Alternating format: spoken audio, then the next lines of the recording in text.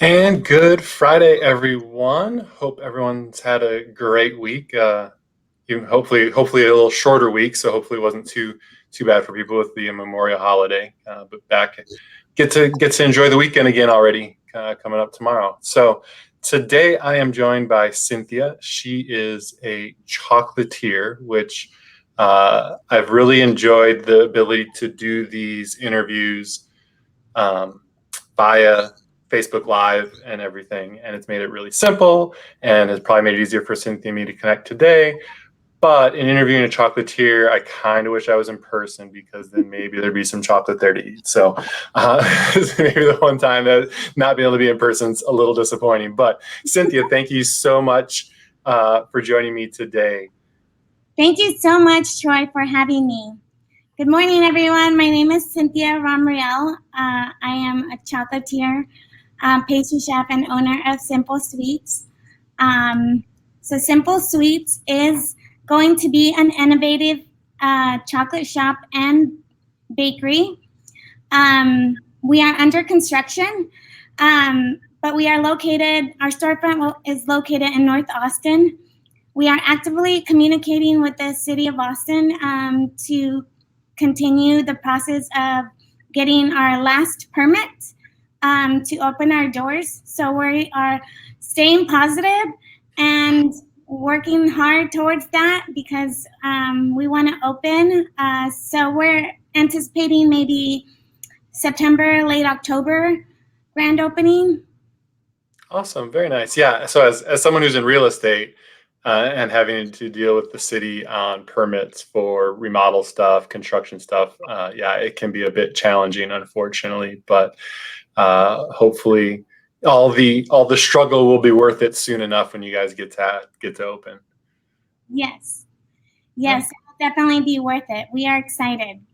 Cool. So tell me a little bit about your background, right? Like how do most people don't grow up here in Austin, or at least you don't, more of the people that you run into are relocation people. So like kind of where'd you grow up? What kind of got you into being a chef, being a pastry chef, a chocolatier? How did all that start? I am from Houston, Texas. I am from there. I grew up there. My parents' home is 2 minutes away from the Minute Maid Park. So we went to see the Astros play a lot. So I definitely enjoyed living really close to downtown Houston. So what brought me to Austin? Well, education was always an essential part of my life. My parents came from Honduras to the United States to ensure that their children got the best education. And so it was not a choice for me. It was, you must get an education. So I worked really hard. I got an academic scholarship. I actually applied to 55 scholarships. I earned 8 to pay for my education at the University of Texas at Austin. I studied to be a teacher. I did the You Teach program so that I could, have the option of being a middle school or a high school teacher. So I didn't always want to be a gal obsessed with chocolates. As I mentioned, I grew up in Houston in a non-baking family. But having left my home, to come to Austin, it was during my first semester of teaching my students that I noticed they were hungry. And so I decided to buy them animal crackers, and the joy in their faces, I was like, oh, this is cool. They weren't distracted. They were actually participating. It was awesome. Every teacher's dream, right? So I decided to keep buying them animal crackers. And then one day I decided to bake for them, which is kind of funny because for someone that never baked ever, my first experience was baking for 82 kids because you can't just bake for the last 2 periods. You have to bake for everybody. There's no like favoritism when you're a teacher. So I baked for 82 kids. That was quite the experience. But it was worth it because they loved it. And so I tried it again and again, and they loved it. And then, you know, kids are silly. So they all gathered and created this list for me. They made me a cookie list. And they're like, here you go, Miss Hidon. This is the list of cookies we want you to bake for us. And so I went through that list. It was like raisin cookies. It was white chocolate macadamia. It was the walnut and orange cookies. And so I just went through the list. And after I was done with the list, I started experimenting with other items, you know, like brownies, cakes, tarts. I even did ice cream cakes for them. And, you know, after a while, I was so, I don't know, the joy in their face motivated me to keep doing it. And eventually I came to a moment in my life where I was like, wow, I really love baking. I want to bake my kids. I don't want to teach them. It was a lot more fun to bake them cookies and interact with them that way than it was to teach a math class. Correct. So, you know, it was this expected newfound passion in baking that kind of resonated in me, and I knew that I had to pursue baking and pastry. So in 2012, well, actually around, it was the year 2010, when I found out, so my husband and I own a pizza restaurant. It's called Craigo's Pizza and Pastaria. Mm-hmm. And it was while I was helping out, you know, busy Friday night, helping sort all the orders, that there was this commercial that came on the air, and it was, you know, Le Cordon Bleu was having a pie making class for couples for Valentine's Day, and it was free. And I was, you know, at the time I was actively learning more about cake decorating, and I had never had a really good pie. And so I'm like, wow, to learn from chefs how to make a pie, I bet that would be good. And so I enrolled my husband and I up to this Valentine's Day pie making class, and it was amazing. We did cherry pie, and it was the first time that I've ever made anything like from scratch that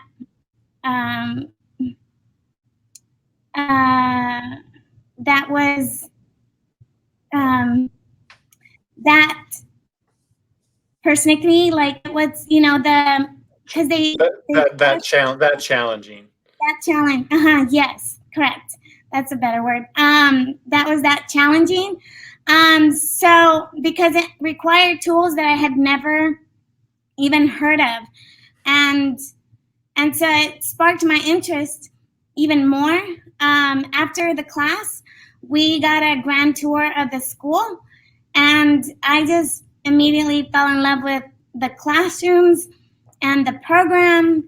And at the time, Le Cordon Bleu, they had high enrollment, and so I was waitlisted for 2 years until 2012, when I was actually able to take part in studying baking and pastry. And so that's how it all started.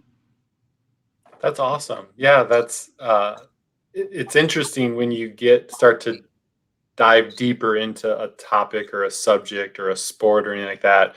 You realize how much deeper it goes than simply, again, baking some chocolate chip cookies that you got the pre-made dough from HEB. Like there's way more depth that you can go to than you would even realize in a lot of cases. Correct. Exactly. Nice. So from there, so you got to how long was the period of study at Le Cordon Bleu for? It was 9 months. Okay. And then during, so it's 9 months to get your certificate. When I enrolled, they no longer offered the degree. They only offered the 9-month program for baking and pastry. So I did that. They had 4 days of chocolate work, and growing up, I hated chocolate.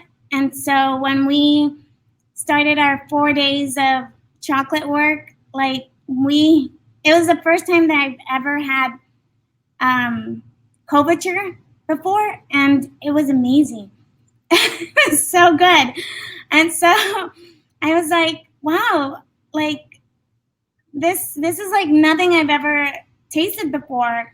And then to learn how to temper it, to learn about the beta crystals, to learn how to align them to get you that nice shine, that snap, that aromatic smell. Oh, it was just heaven. I loved it. I loved every minute of those 4 days. It was a bit disheartening to not be able to learn more after the 4 days were up. So I knew that I wanted to work in a hotel so that I can have the opportunity to work with really good chocolate. And so I was lucky. I was lucky that the hotels here in Austin did provide the chocolate that we used at Le Cordon Bleu, which is Valrhona. And,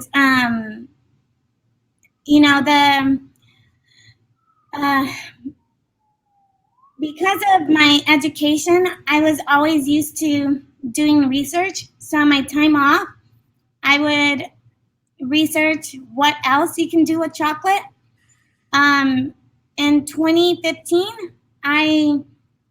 through my research, I found that there's this big competition that occurs every couple years in France called Coupe du Monde.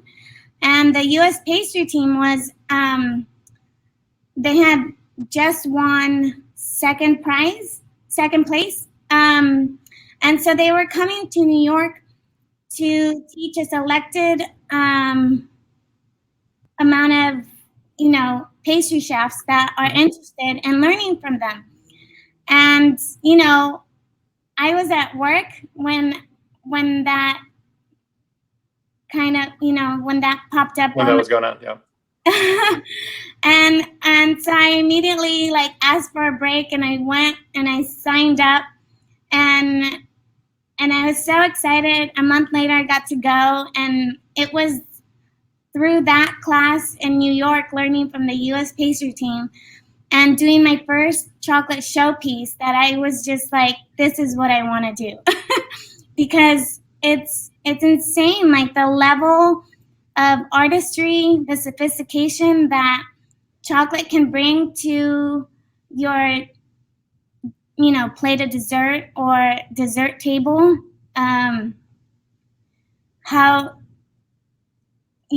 How it can add a pop of color, but at the same time, it's couverture, so it tastes amazing. So I learned more about, how I can learn more by asking them questions, how they received this education. And so I pursued it. So every 6 months since that class, I started traveling to learn from different master chocolatiers. In 2017, I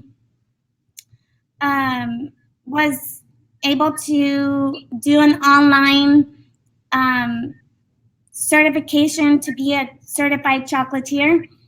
And it was through that program that I learned more about, you know, being in the chocolate business. At the time, it was only 16% of the whole world that was involved in chocolate. And when you hear that percentage, some people might, you know, be like, oh yeah, that's true, it's so hard, I don't want to do it. But for me, it enlightened me. I was just like, well, this is just the path I have to take. I have to be a part of this 16%. And so I really aggressively started to pursue it. So instead of every 6 months, I was going every 3 months, and then I was buying books. I was still working, so I was on my time off buying the tools required to do this kind of work and practicing on my own. I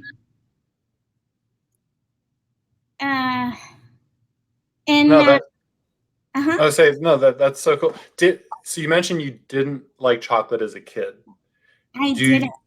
Do you still not like the majority of chocolate, right? Because obviously the kind of chocolate you probably had as a kid is a Hershey bar or a Hershey Kiss, or there's other ones out there. Don't mean to just bash Hershey, but right, the type of chocolate that is most commercial products have versus the type of stuff that you do. Do you still not really care for the most of the commercial chocolates that are out there, or have you started to, not that you like them as well as the kind of stuff you make, but do you kind of like those to some degree now, or is it still kind of like, nah, not worth it? The thing with the commercial chocolate, it would leave this film in my mouth, and then it would just kind of stay there, and it would cause a headache. Okay. And so I didn't, when I was in school and learning about the different types of chocolate, I really learned why COVID. Why that was, right? So similar to wine, right? Like if you go buy inexpensive wine, a lot of times that will have a different taste for one, but additional effects after that initial taste because of how it's produced and the ingredients that are in it to make it and part of what makes most of American food relatively inexpensive is being able to mass produce some of those things, but there are effects with being able to do that.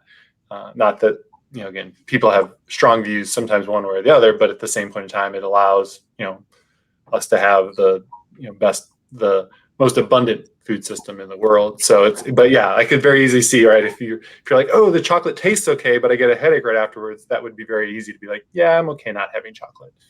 Yeah, correct, exactly. What I do now is use those commercial candies as inspiration. So when I really started my path of being an entrepreneur and working on CinfulSweets, I started working on doing dessert bars, and it was fun and fascinating trying to recreate like the Snickers bar, but do it in a gourmet style, but elevate it in a way that one bite and you're just like, wow, this is definitely made by a chef. And that's that wow factor that I want to give my clients. I want the lives of my clients to feel a little more luxurious with every bite of our confections and desserts. Nice. That's awesome. So how long? You mentioned that, right? You have the store that we're hopefully is opening up, a retail front that's hopefully opening up at the early fall, hopefully. How have you? So between 2017 and getting to this point? Is it something where you've done? Because I see you do catering and some other things too. Have you been doing those kind of things in the interim, or was it something that? And I never went to Craigos Pizza isn't in my neighborhood, but if I went to Craigos Pizza, was there just the most amazing chocolate desserts there because that's where you were perfecting your craft, or what was kind of happening there? Correct. So CinfulSweets. That actually, the start of it was at Craigos Pizza, our Craigos Kitchen. The first thing that I did was brownies. I did these brownies, and they were so good. So I'm like, oh, maybe we can sell them. And so, I was just thinking, it's a test batch. It's good. It's a great product. It looks nice. And so let's sell it. And I was going to move on from having done that batch, but they sold, and they sold again, and they sold again. And so I'm like, oh, okay. Well, maybe we should start now. Maybe we can, start getting the word out of, by making some selected items that we can sell. And so I started really pushing the brand. And it was actually, the name CinfulSweets came from a client who had one of the brownies. One of our, regulars, she came in and she's just like, I just want a brownie. And she's like, it's simple. These brownies are simple. And so she kept telling, I was in the kitchen, and she kept telling our general manager, aren't these addicting? These are simple. Oh, these are simple. And then she starts opening up the box that it's in, and she's just eating it right there, right in front of the general manager. And every bite, she's just like, oh, this is simple. Oh, this is CinfulSweets. Oh, this is CinfulSweets. and I heard her. So I came out, and I'm like, hi. And she's like, oh my gosh, these are simple. And so that's how the name CinfulSweets came about, was through that client interaction. Yeah. Did she know that your name was Cynthia? No. Really? So that's even funnier. Yes, correct. It was my sister-in-law, Tanny Smith, that I told her my story about that and how I like the name, and I need to name my store CinfulSweets. And so she was like, you should have it be with a C, because my name is C-I-N. And I was just like, yeah, let's do that. Yeah.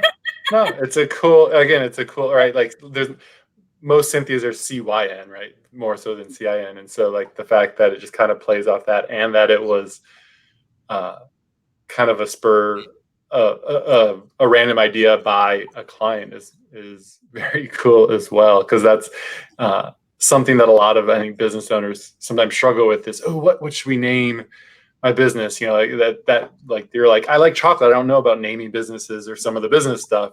And so the fact that a client basically kind of came up with the idea for you, having your sister, help with it too. You're like, great, that's off my plate. I don't have to worry about that at all. Yes, correct. It was, it was perfect. It was a perfect moment. Very serendipitous. So you mentioned before, right, the competition in France. Is it just a pastry and bakery competition, or is it an entire like food competition, or what?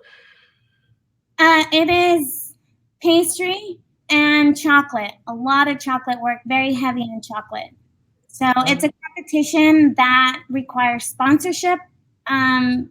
it requires a lot of dedication. When the teams are formed, they literally find a way to live together so that every step is synchronized. Their every movement is synchronized. So once you get to the competition, it's more of a dance that, you're performing a dance, and then, displaying it for the judges. Very interesting. So, yeah, that's more intricate than I think most people would think of in that regard too, versus just a bunch of people that are coming from their restaurants or from their pastry kitchens and then meeting over there for a week to be in a competition. It's not how it is. Right. The U.S. pastry team that I learned from,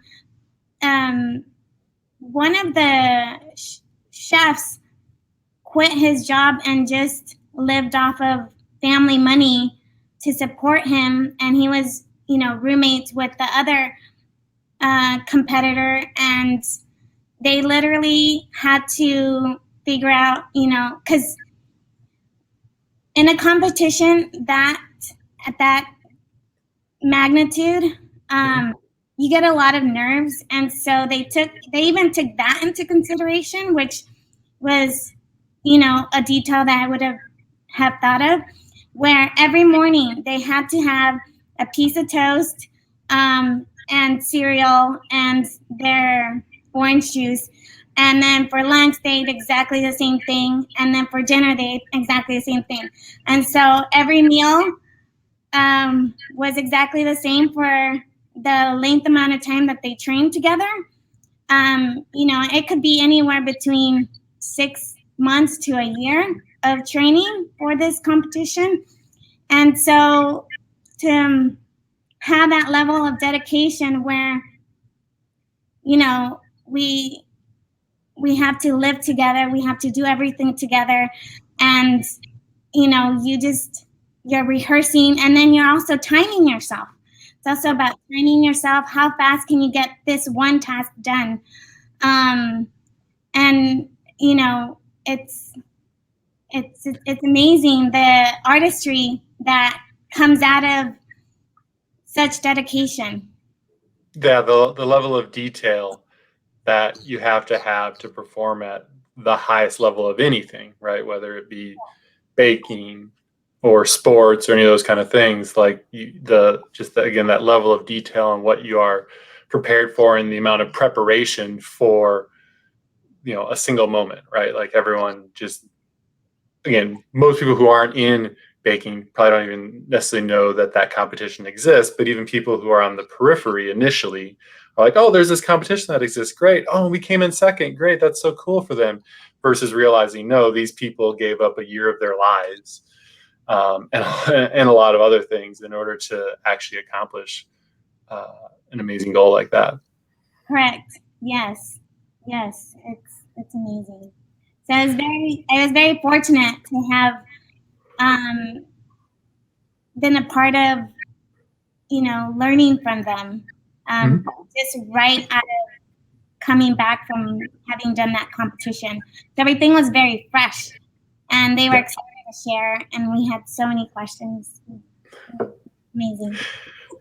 So you mentioned now you travel, 3 or 4 times a year to go study and learn from other master chocolatiers. Is that mostly here in the States, or do you travel internationally, or?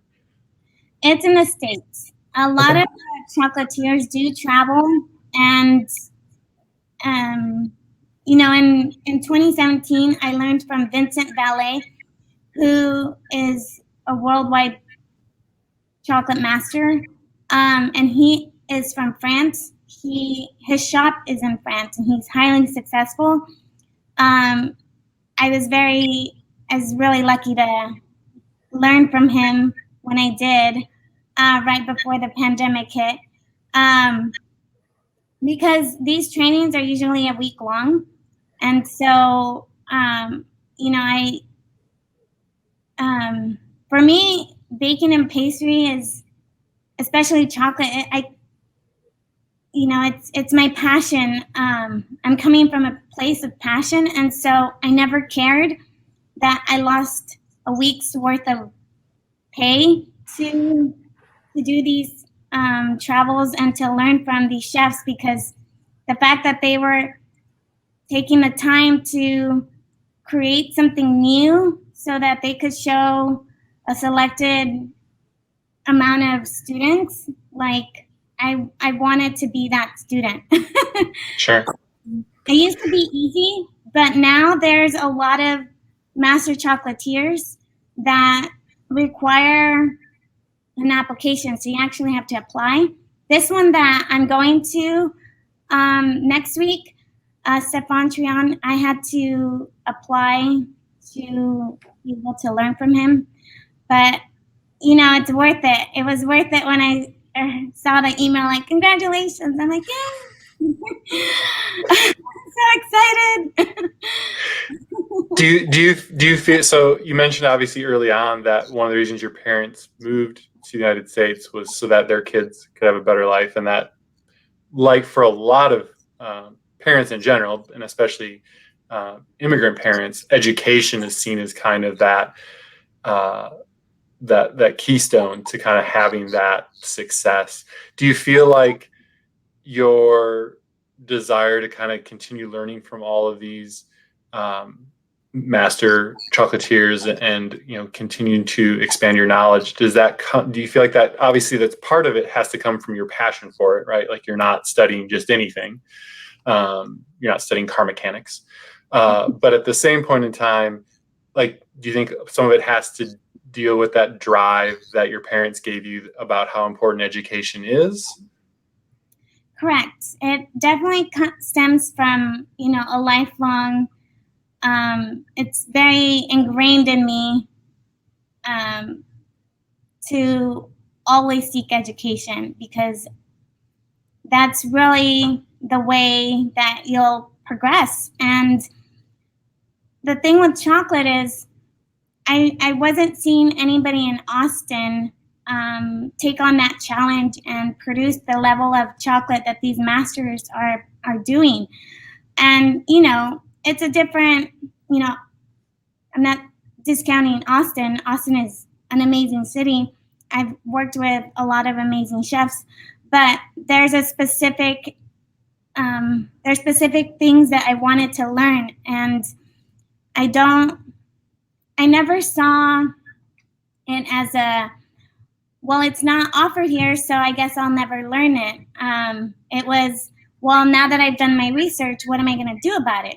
Am I going to pursue it? And yeah, I mean, there was never a no. I was, I always knew that even after I was done with Le Cordon Bleu, I wasn't going to stop wanting to learn more about this field, this sweet field. There you go, the sweet field, very nice. So obviously during the pandemic, how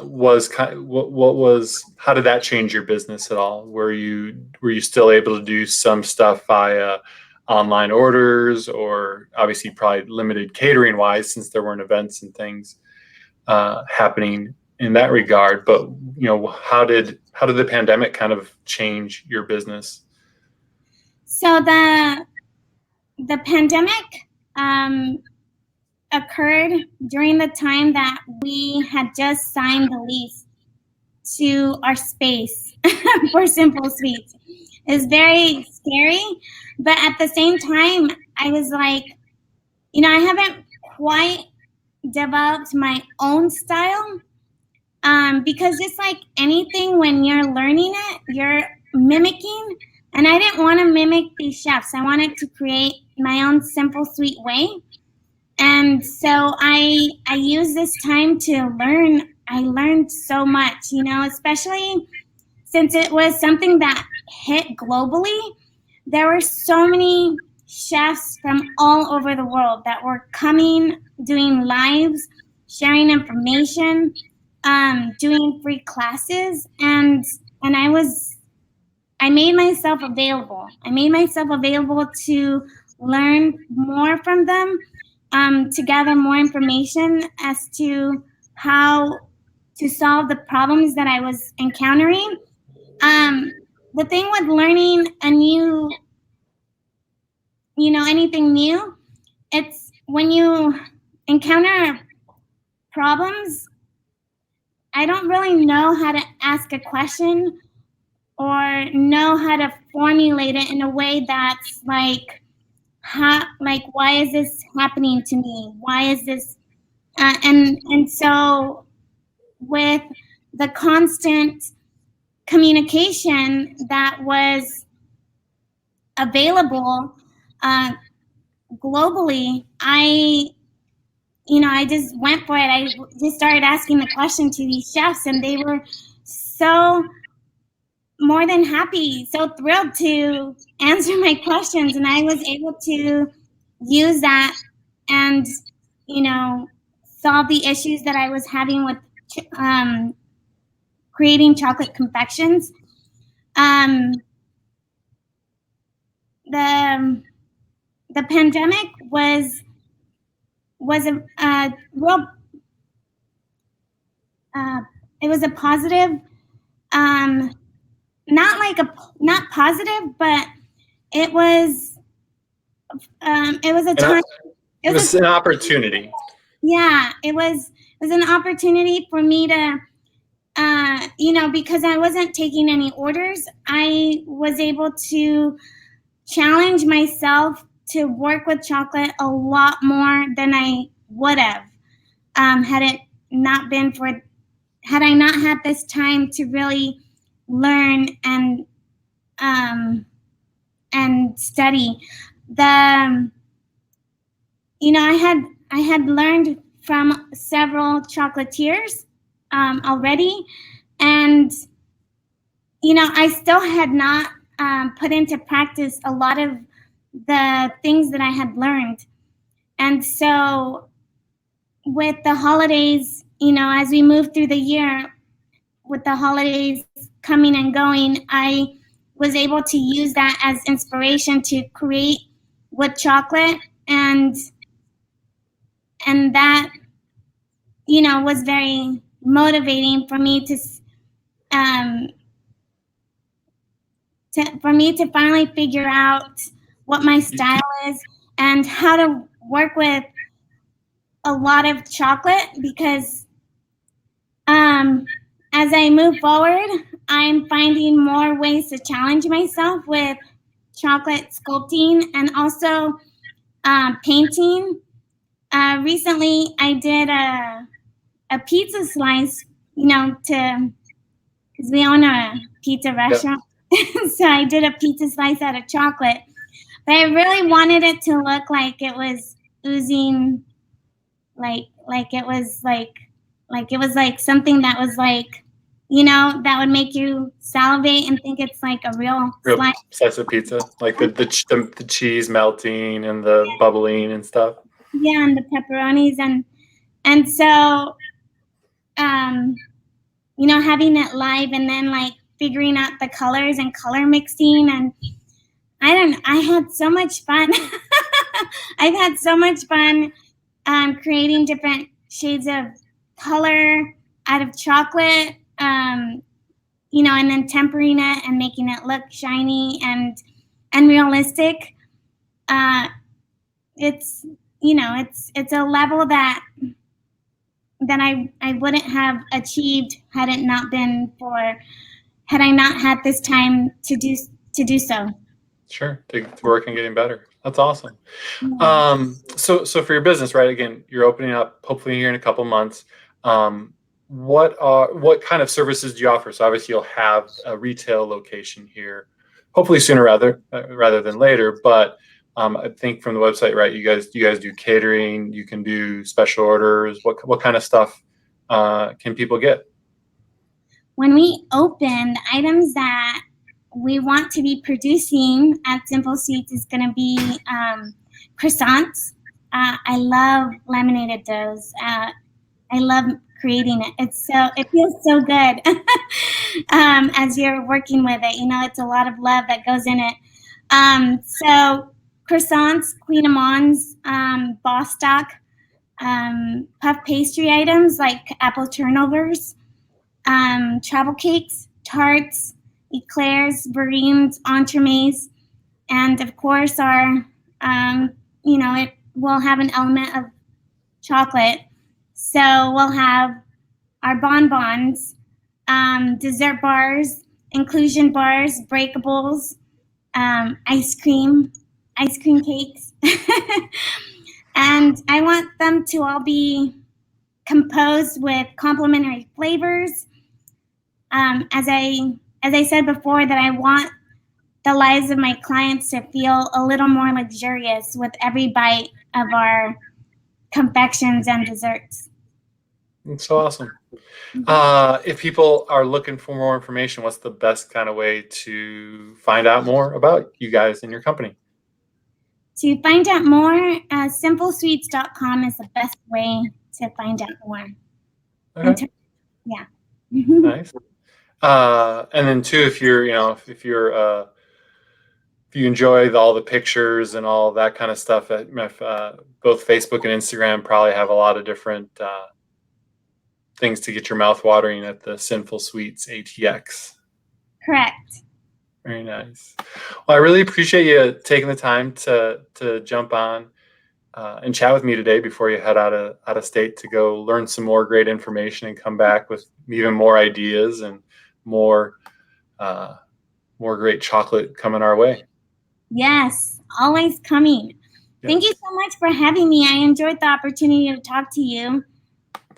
Oh, it was my pleasure. I really appreciate it. And we'll definitely have to make it over to the shop here this fall when it opens up for sure.